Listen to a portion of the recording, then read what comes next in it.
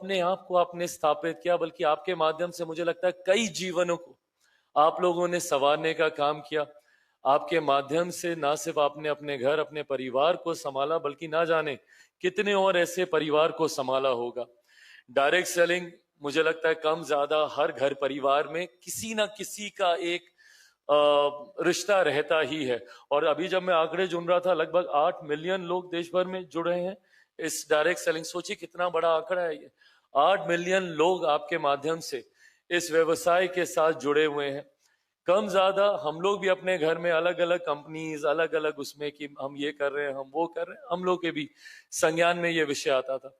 पर खुशी मुझे इस बात की होती थी कि घर पे बैठी वो महिलाएं धीरे धीरे धीरे करते करते कब वो बिजनेस वुमेन बन गई, शायद उनको भी नहीं पता चला।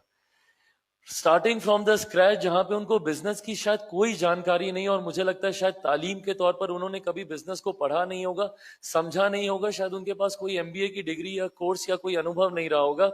बट अपने आप को सीखते सीखते सीखते, सही गलत समझते समझते, तालियां आप सब अपने लिए और आपके परिवार वालों को जो आप लोग घर देते हैं, इसकी जितनी तारीफ की जाए उतना कम है। बट मैं जरूर चाहूंगा कि ये इंडस्ट्री ग्रो करे।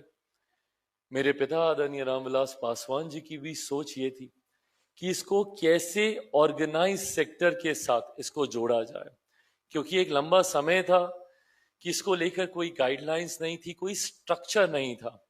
मुझे लगता है 90 के दशक से कहीं ना कहीं कम ज्यादा लोग इसके साथ जुड़ रहे थे। और 2010 की सदी दशक आते आते तक ये मांग उठने लगी थी कि इसको एक स्ट्रक्चर दिया जाए, इसको ऑर्गेनाइज किया जाए।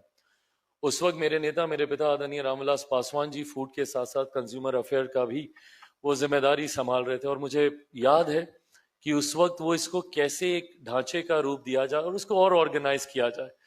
और आज मुझे खुशी इस बात की है कि इसको ऑर्गेनाइज करते करते इतने लोग देश भर में इस सेक्टर के साथ जुड़े। आंकड़े बहुत ज्यादा प्रोत्साहित करते हैं, मोटिवेट करते हैं कि जहां एक तरफ दुनिया में कहीं ना कहीं एक डिप देखने को मिला, वहीं हम लोग 4% की ग्रोथ के साथ हम लोग आगे बढ़ रहे हैं। मुझे लगता है इसमें आप सबका परिश्रम, आप सबकी मेहनत, आप सबका पसीना इसमें जुड़ा हुआ है। आप सबके परिश्रम मेहनत से ही मुझे लगता है कि आज हम लोग यहां तक पहुंचे।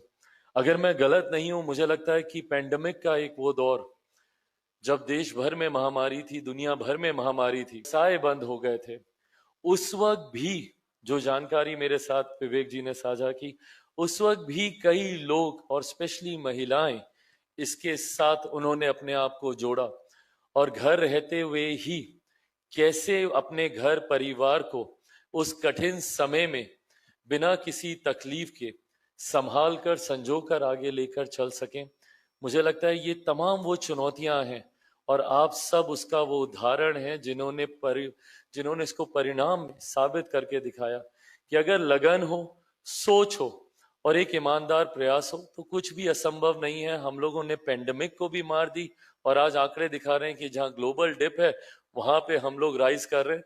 तो वो जिद है आप में, वो ऊर्जा है आप में, और यकीन मानिए आज उस ऊर्जा को लेकर मैं यहां से जा रहा हूं। जब मैं इस कमरे में घुसा, इस बदलाव करते हुए, ढांचे में बदलाव करते हुए इसको और ऊंचाइयों तक लेकर जाएं। स्कोप बहुत है। हमारा देश एक बड़ी आबादी वाला देश है, ना सिर्फ एक बड़ा मार्केट है, बल्कि अंतरराष्ट्रीय बाजार में भी हम लोगों के पदार्थों की, हम लोगों के क्रिएशंस की, हम लोग के प्रोडक्शन की, हम लोगों के प्रोडक्ट्स की ह्यूज डिमांड है। कैसे हम लोग इसको अपने देश से निकलकर अंतरराष्ट्रीय स्तर पर भी, ग्लोबली भी हम लोग इसको लेकर जाएं। समय समय पर हम लोग ये चर्चा करते रहेंगे।